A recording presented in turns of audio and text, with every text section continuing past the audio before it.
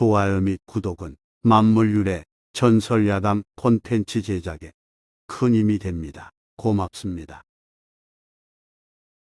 전설야담 포목상 살인과 어사의 탐문. 박문수가 어사 신분을 감춘 채 전라도 전주 고을로 가던 중의 일입니다. 박문수는 성문 밖 잔디밭에 앉아서 이 잡는 노인을 발견하고 근처로 다가갔습니다. 집집을 찾아다니며 구걸하는 거지에게 고을 인심을 묻는 게 가장 알기 쉬운 까닭입니다. 박문수가 가까이 가보니 노인 얼굴은 차마 제대로 쳐다보기 힘들 만큼 흉측했습니다. 노인의 얼굴 한쪽은 흉하게 이지러졌고 살은 짝 야의어 그야말로 몰골 사나운 귀신 같았습니다. 밤이었다면 보고 깜짝 놀라 뒤로 물러섰을 외모였지만 박문수는 침착하게 이런저런 말을 걸며 대화를 나누었습니다. 그 결과 이 고을에 큰 문제는 없는 듯 싶으나 수령이 조금 무능하다는 인상을 받았습니다. 그렇군요.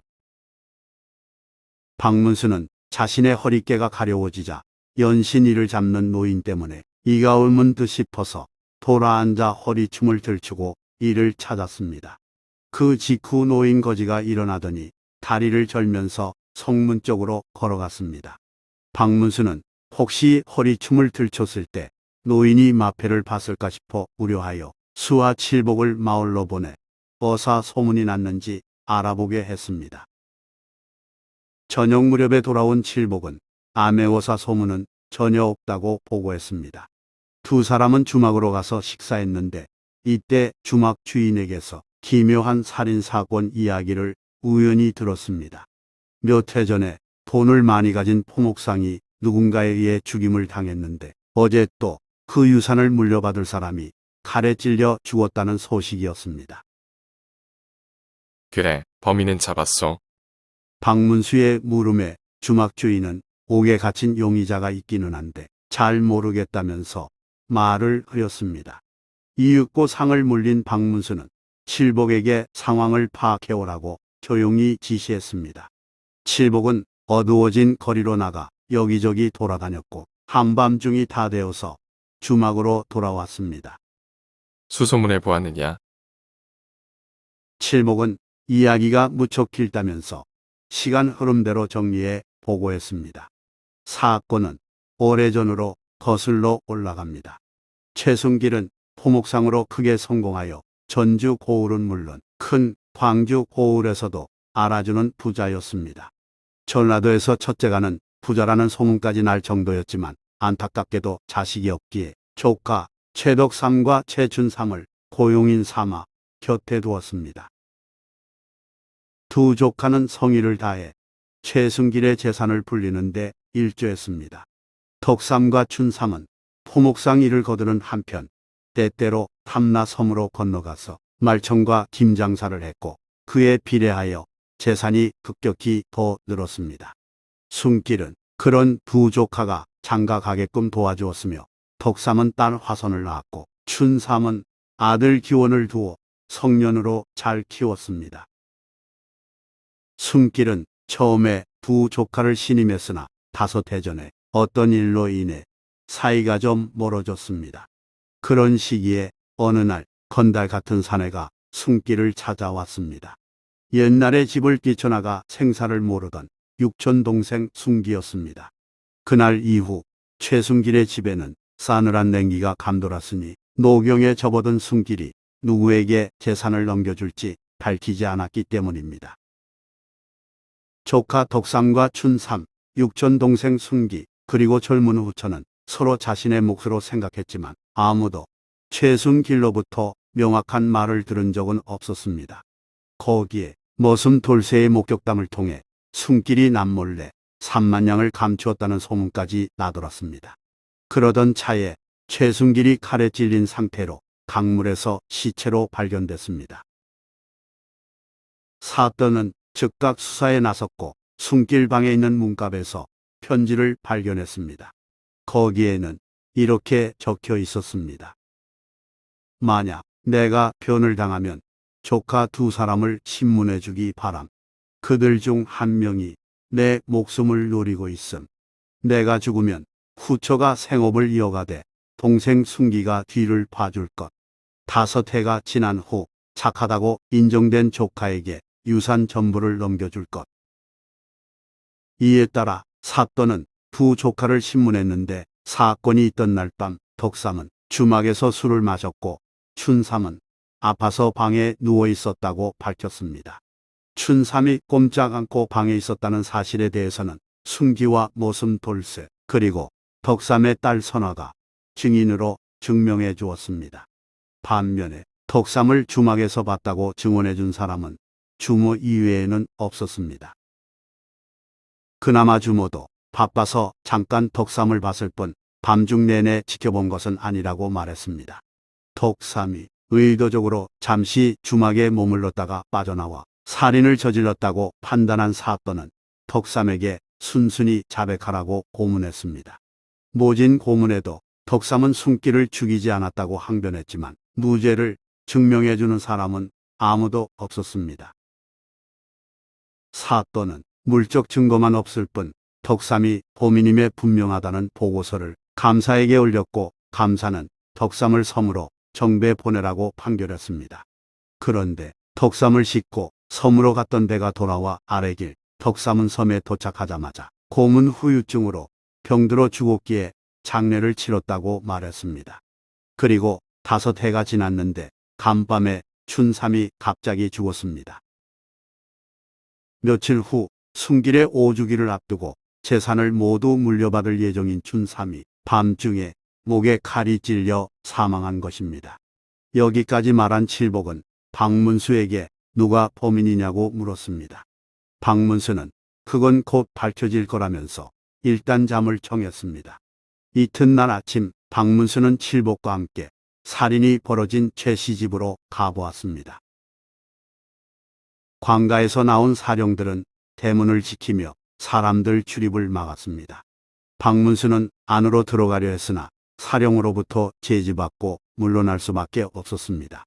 박문수는 주막으로 가서 잠시 뭔가를 생각한 다음 칠복에게 약간의 돈을 쥐어주며 관가 동량을 알아오라고 지시했습니다. 시키는 대로 탐문하고 돌아온 칠복은 살인범이 체포됐다고 전했습니다. 누구더냐? 칠복이 덕삼의 딸 화선이라고 대답하자 박문수는 깜짝 놀랐습니다. 5해 전에 살인범으로 죽은 덕삼의 딸이 살인을 저질렀다니 뭔가 석연치 않았기 때문입니다. 증거는 무엇이더냐? 박문수의 물음에 칠복은 화선이 비수 주머니를 감추려다 들켰다면서 형방이 화선의 방에서 피 묻은 저고리와 비수까지 발견했다고 말했습니다. 그렇다면 이비열이라도 변명할 수 없겠구나. 칠복은 이어 순기와 후처, 모슴 돌쇠가 모두 피 묻은 저고리의 주인이 화선이라고 증언했다는 말도 전했습니다. 그렇지만 박문수는 고개를 갸우뚱하며 중얼거렸습니다. 화선이가 범인이라면 피 묻은 옷과 칼을 멀리 버렸을 텐데 왜 그걸 방에 두었을까? 그에 대해 칠복은 치우기 전에 들킨 것이 아니겠냐고 말했으나 박문수는 아무래도 누가 덮어씌운 일 같다면서 그만 눈을 붙이자고 말했습니다. 다음 날 아침 잠에서 깬 박문수는 머리맡에 놓인 낯선 편지를 보고 깜짝 놀랐습니다. 분명히 전날 없었던 것이었기 때문입니다. 방문을 살펴보니 작은 구멍이 뚫려 있었고 누군가 그리로 넣은 것으로 여겨졌습니다. 편지에 쓰인 내용은 다음과 같았습니다. 어사또 전상서 소인은 죽은 덕삼의 혼백인데 제 딸 화선은 결코 살인범이 아님을 말씀드립니다. 오직 어사또만이 진실을 밝혀주시리라 믿기에 호소하오니 억울함을 풀어주소서. 박문수는 자신의 정체를 드러낸 바 없기에 깜짝 놀라면서도 호소 편지를 귀신의 소행으로 여기지 않았습니다. 어쨌든 참으로 괴이한 일이로다. 박문수는 문득 궁금한 일이 떠올라 칠복에게 물었습니다. 순길이 감춘 3만냥은 찾았다더냐? 칠복이 그 돈을 아직 발견하지 못한 것 같다고 하자 박문수는 그 돈을 찾는 놈이 수작을 부리는 것이라면서 순길의 육촌 동생 순기에 대해 수소문했는지 물었습니다. 칠복이 답했습니다. 최순기는 돈에 도통 욕심이 없는 사람이라 하옵니다. 춘삼이마저 죽어 유언대로 재산이 넘어가지 않게 됐어도 조금도 다른 기색이 없다고 합니다. 어쩌면 그가 유산을 차지할 가능성이 높아졌는데도 말입니다. 칠복의 평가를 들은 뒤 박문수가 말했습니다. 사람 속은 알 수 없는 법이니라. 아침을 먹은 후 박문수는 칠복을 데리고 관가로 갔습니다. 문지기가 무슨 일이냐고 묻자 칠복이 나서서 사또에게 긴히 드릴 말씀이 있다면서 면담을 요청했습니다. 박문수는 동원 마루에 나타난 사또에게 이렇게 말했습니다. 내일 이맘때까지 진범을 잡아올 테니 화선을 옥에서 꺼내 주십시오. 대신 이놈을 하옥시켜 주소서.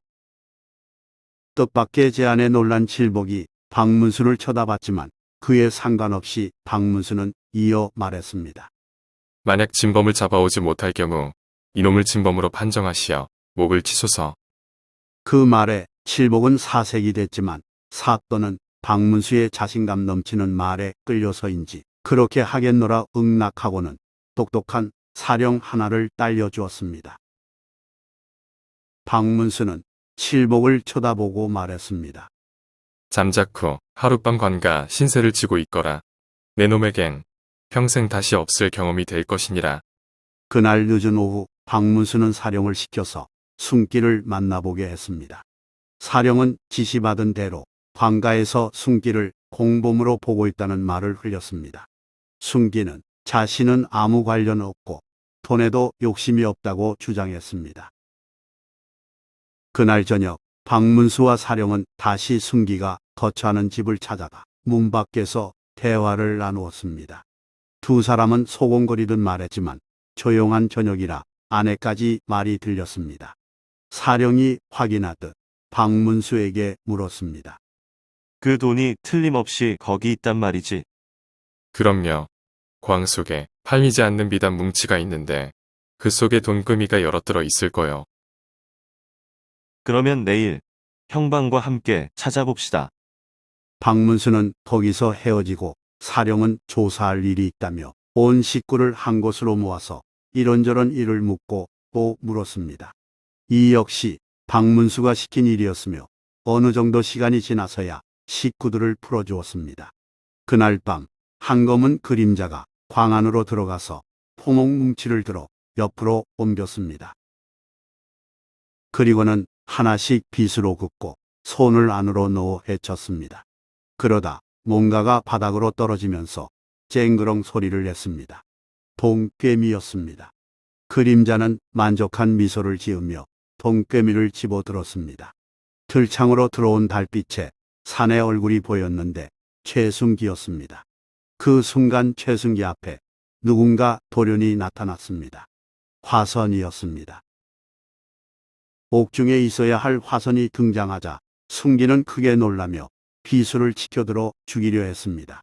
그때 어둠 속에서 얼굴이 이지러질 대로 이지러진 사내가 화선 앞을 가로막으며 말했습니다. 이놈 순기야. 나는 죽은 덕삼의 넋이다. 순기는 또 한 번 놀라면서도 섬에서 죽은 줄 알았는데 이게 어찌 된 일이냐며 욕하면서 달려들려고 했습니다. 하지만 연이어 등장한 형방과 박문수가 순기의 팔을 낚아채며 칼을 떨어뜨렸습니다. 그제야 순기는 함정에 빠졌음을 알아채고 비통한 소리와 함께 고개를 숙였습니다. 이튿날 박문수와 칠복은 사또가 특별히 하사한 노자를 받고 마을을 떠났습니다. 그때까지도 단 한 명을 빼고 박문수의 정체를 아는 사람은 없었습니다. 성 밖을 빠져나오면서 칠복이 상황을 궁금해하며 묻자 박문수가 대략 설명해 줬습니다. 박문수는 덕삼에 혼백이 썼다는 편지를 본 순간 성문 밖에서 이를 잡고 있던 노인 거지가 떠올랐고 그가 화선의 아버지 일이라는 직감이 들었노라 말했습니다. 하여거지 노인을 찾아가 바다에 떨어졌다가 심한 상처를 입고 살아난 덕삼임을 확인했습니다. 호송 임무를 담당한 관리들은 문책을 받을까봐 덕삼이 죽었다고 보고했으며 살인범 누명을 쓴 덕삼은 딸을 몰래 지켜주고자 거지 행세하며 그 마을에서 살았습니다. 그러다가 덕삼은 성 밖에서 우연히 암행어사의 마패를 본 순간 일말의 희망을 가지고 박문수를 미행하여 숙소로 삼은 주막을 알아두었습니다. 그리고는 밤중에 박문수가 자는 방에 몰래 편지를 넣었습니다. 박문수는 그걸 단초로 상황을 분석하고 판단하여 덕삼을 찾아낸 뒤 자신이 암행어사라는 사실을 절대 입 밖으로 내지 않도록 다짐받은 후 토목과 삼만냥에 관한 여러 정보를 듣고 광석에서의 일을 계획했습니다. 사령이 조사할 일이 있다면서 온 집안 식구를 한 방에 모아 놓았을 때 박문수는 형방을 불러 광문을 연 후 그 안에 들어가 숨었습니다. 화성과 덕삼도 그때 같이 들어갔습니다. 아니나 다를까 그날밖에 기회가 없으리라 판단한 순기는 제 발로 광으로 들어가서 3만냥을 찾았다가 그 현장을 들킨 것이었습니다. 체념한 순기가 범행 사실을 자백하면서 사건의 진실이 드디어 밝혀졌습니다.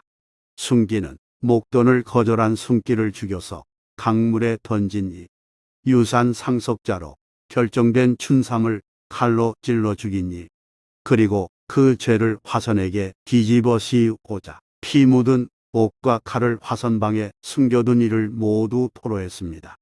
순기가 돈에 욕심 없는 듯 처신한 일은 가식이었던 것입니다. 설명을 모두 들은 칠복은 탐복하면서 순길이 남긴 재산은 어떻게 되냐고 물었습니다.